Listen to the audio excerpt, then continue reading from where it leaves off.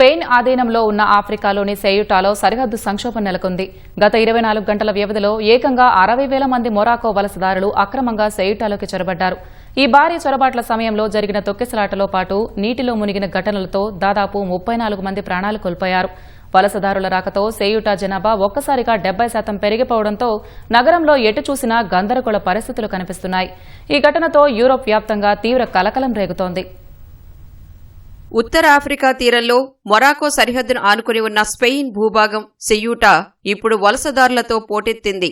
ఉపాధి అవకాశాల కోసం ఐరోపా దేశాలకు వెళ్లాలనుకునే వేలాది మంది మొరాకో యువకులు సముద్రం గుండా 5 కిలోమీటర్లు ఈదుకుంటూ బ్రేక్ వాటర్ కంచెలు దూకుతూ సెయూటాలోకి ప్రవేశించారు. 84,000 జనాభా ఉండే ఈ నగరంలోకి ఒక్కసారిగా 60,000 మందికి పైగా చొరబడటంతో స్థానిక యంత్రాంగం ఉక్కిరిబిక్కిరవుతోంది.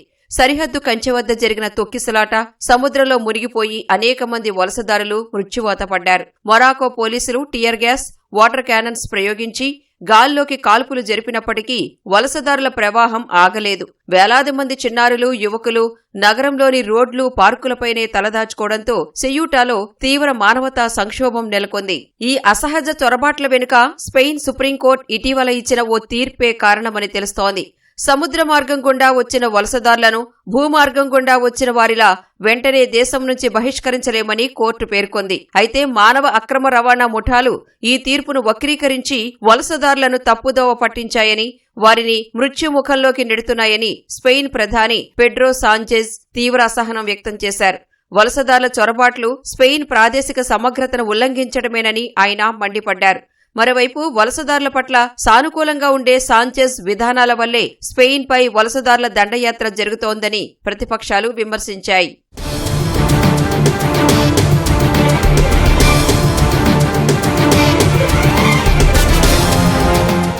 ఒక్కసారిగా వేల మంది స్పెయిన్లో ప్రవేశించడానికి కారణాలేంటనే దానిపై ప్రస్తుతానికి స్పష్టత లేదు. అయితే మొరాకో రాజు క్షమాభిక్షల వేళ ఈ పరిణామాలు చోటు చేసుకోవడం ప్రాధాన్యం సంతరించుకుంది. మొరాకో రాజు పట్టాభిషేక వార్షికోత్సవాన్ని జూలై 30న ఘనంగా నిర్వహించారు. ఈ క్రమంలోనే వేలాది మంది ఖైదీలకు రాజు క్షమాభిక్షలు ప్రసాదించారు.